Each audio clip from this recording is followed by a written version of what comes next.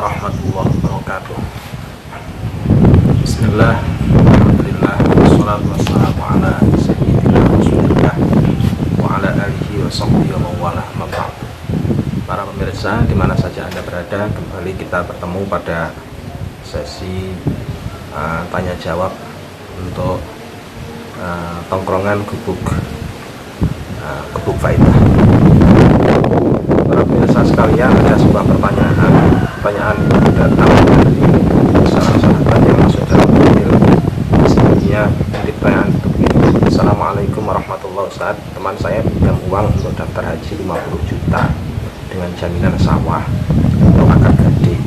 Kemudian sawah tersebut diberikan lagi ke teman saya untuk diolah dengan kesepakatan padi 1 ton. Apakah uang yang dipinjam teman saya yang 50 juta itu wajib dizakati dan bagaimana hukumnya? Terima kasih. Assalamualaikum warahmatullahi wabarakatuh. Para pemirsa sekalian, jika melihat dari pertanyaan ini, pada dasarnya pertanyaan ini sudah merujuk ke topik zakatnya. Jadi pertanyaannya ini sudah merujuk pada topik zakat. Oleh karena itu kita perlu mengingat kembali tentang rukun, syarat dan rukun daripada zakat itu. Dan karena yang dibicarakan adalah masalah uang yang dipinjam, dalam sedikit masalah uang, bahwasanya uang itu sering dianalogikan atau dikiaskan dengan emas dan perak. Khususnya dikiaskan dengan emas.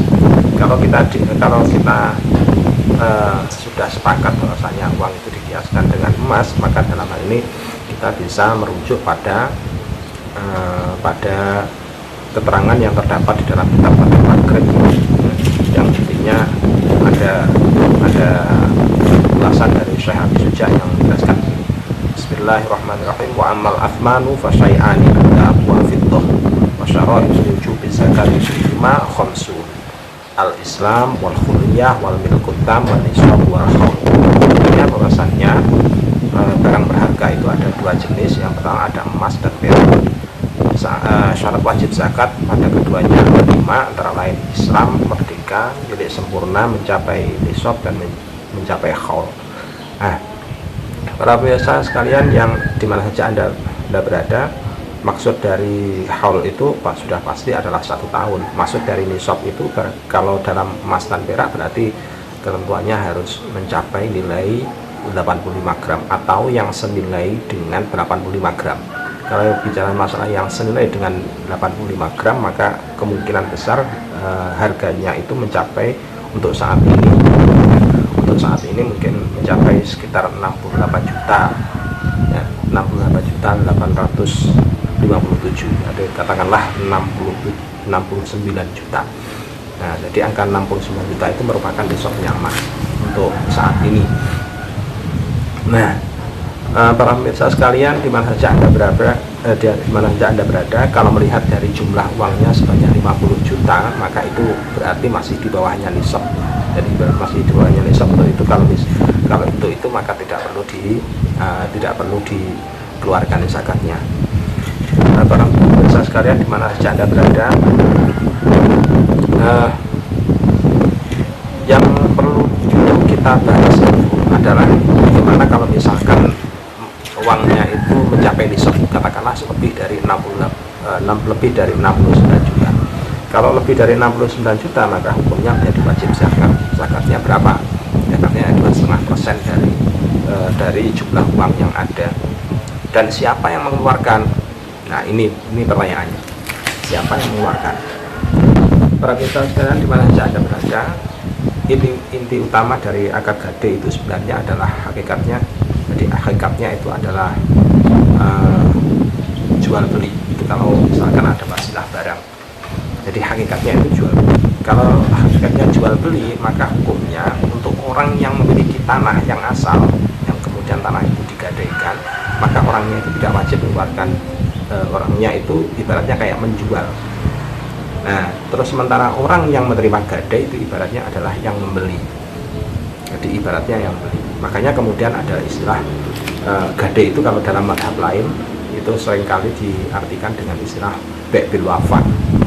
Jadi ada dikiaskan dengan sana. Jadi istilahnya jual beli, jual beli sekarang saya jual barangnya, barang saya jual ke kamu, tapi nanti suatu saat akan saya beli lagi. Nah, gade itu ibaratnya seperti itu, sama. Jadi makanya kemudian dalam ketentuan madhab Syafi'i itu hakikatnya gade itu adalah jual beli, disebabkan karena ada wasilah barang. Nah, kalau ada wasilah barang seperti itu, andaikan uangnya itu mencapai nisab, maka pihak yang memberikan uang itu kepada orang yang menggadaikan barang, hukumnya adalah orang tersebut tidak wajib untuk mengeluarkan zakat, disebabkan karena sudah ada barang yang dijadikan sebagai jaminan. Lain hal kan tidak ada jaminan barang, sama sekali, tidak ada wasilah barang sama sekali.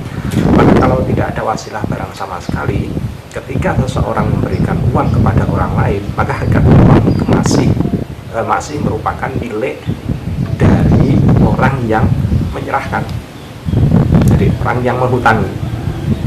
Nah, tapi miliknya ini sifatnya milik lemah, jadi milik lemah. Kalau sifatnya milik lemah, maka ketentuannya ada dua.